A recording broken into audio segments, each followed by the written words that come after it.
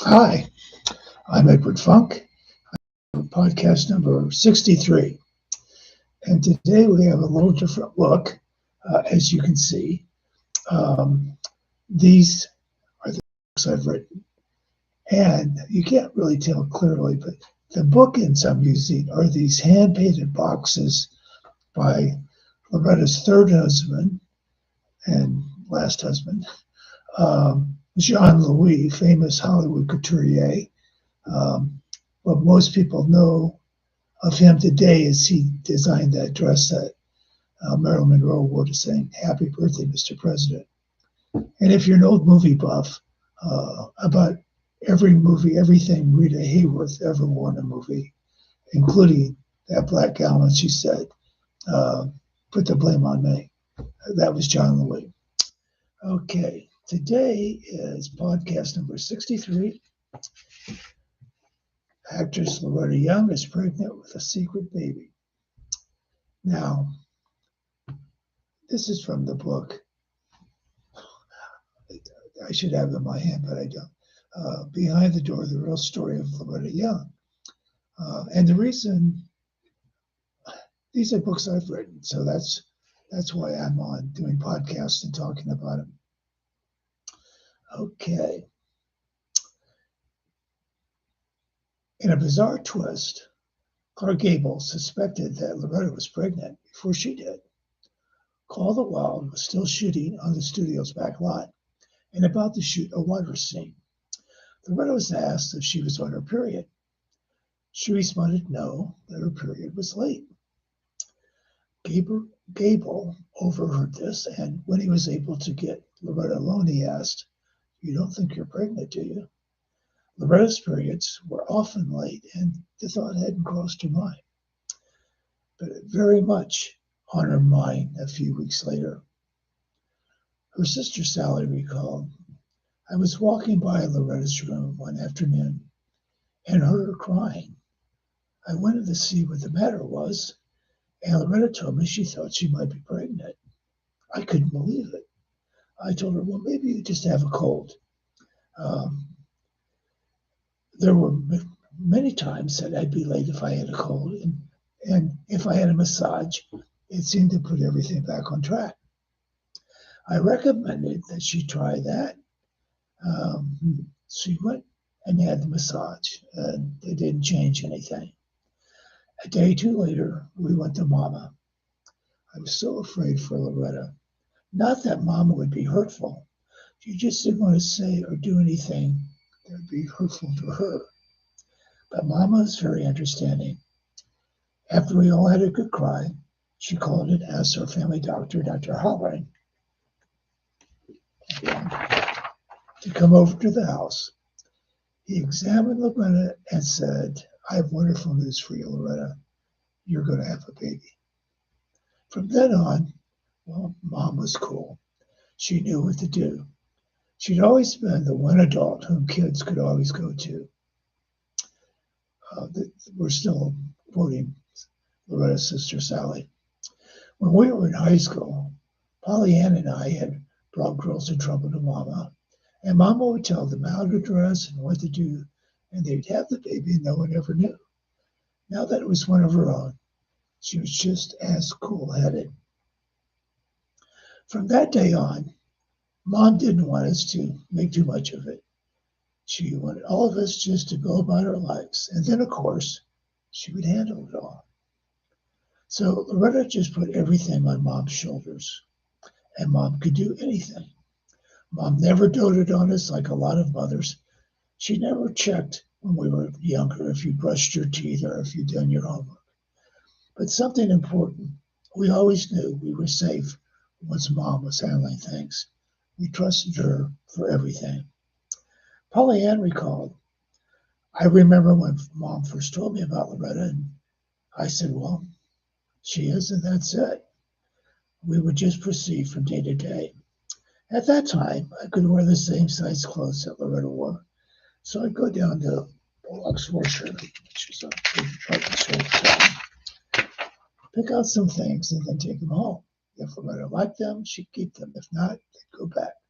She dressed herself very well, I thought, considering. Sally had her thoughts regarding the circumstances of Loretta's pregnancy. Loretta flirted with every leading man she ever had, and I guess most leading ladies do. I know that I did, even with Randall Scott, who I found so dull.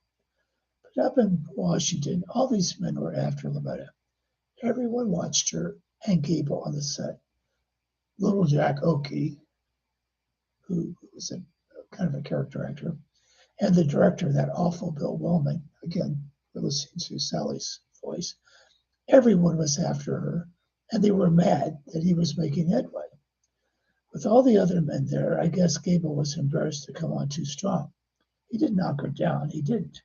But once they left her, he made his move. Any representation saying it was a love affair as though it existed all during that picture and after the picture until the birth of the child is a total lie. Loretta was never in love with Clark Gable. She was fascinated by what she saw in the movies. The star. He was a man, very aggressive. No love at all. Love did not come into it. Loretta, now this is not Sally, it's just kind of my writing. Loretta did not share Dr. Halloran's proclamation, though well intended, that the pregnancy was wonderful news.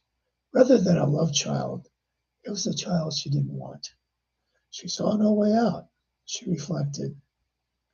Working in the picture business, I knew girls who'd had abortions. It would not have been hard to find a doctor to perform one, but my religion told me that I'd be taking a human life. I remember thinking, if only I had a miscarriage. But again, I wouldn't have done anything to provoke one. Meanwhile, Loretta continued to work nonstop. Her next picture was Shanghai, co-starring Charles Boyer, and that was followed by Cecil B. DeMille's The Crusades. Clark Gable arrived on the set of The Crusades one night. Loretta recalled, now, most people who worked in movies are blasé about stars on the set, but with Clark, you could feel the stir in the air. He definitely got their attention. He waited until I was through and then offered to take me home. We went for a drive up in the Hollywood Hills. He didn't say much, but it was apparent that he was agitated. With the long silences, I felt very uncomfortable. And finally, I felt the pressure to say something. I blurted out, would it make any difference if I told you I wasn't pregnant? He turned and looked at me and asked, well, are you or aren't you? I felt like such a fool. I didn't know why he had said that, except I had tried so hard to think of something to say he wanted to hear. My inherent need to please was taken to an illogical length. I had to tell him that, yes, I was pregnant. He looked toward me with a look of total exasperation, and very little was said as he drove me home. There would be some phone calls in the interim, but it would be more than a year before Loretta would see Clark Gable again. Meanwhile, 20th Century Fox had purchased the rights to Ramona from the novel by Helen Hunt Jackson. The studio saw it as a star vehicle for Loretta, but by the time she finished The Crusade, she was nearing her 5th month of pregnancy.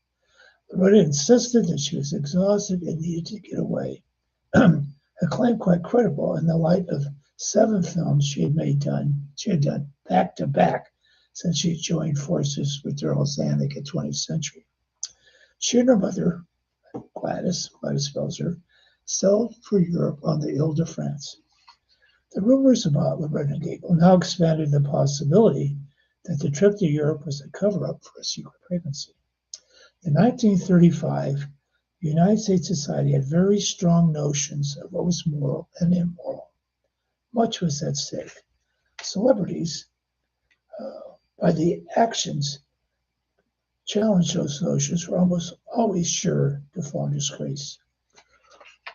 All those studios had what was referred to as a morals clause in their contracts, which stated that the contract could be broken by any act or thing that would tend to bring the undersigned into public hatred, contempt, scorn, or ridicule, pretend to shock, insult, or offend the community. In 1935, having a child out of wedlock would evoke most of those negative responses from the public. The rumors were countered by the very visual and active social life in which Loretta and her mother participated in while in Europe. In England, they were hosted by Irving Asher, a nephew student at Jack Warner. Charles Boyer was their sightseeing guide in Paris, and later the Countess,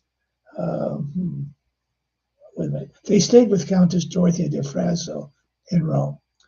Later, the Countess would have the dubious distinction of having a love affair with gangster Bugsy Siegel. Through it all, Loretta and Gladys were seen nightly in black tie events.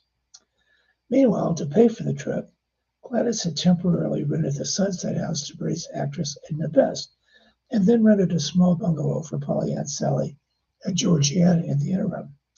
Everyone was making a sacrifice to pull off the secrecy of Loretta's pregnancy.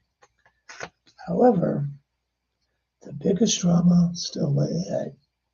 Where and how would Loretta give birth? To be continued. Thank you.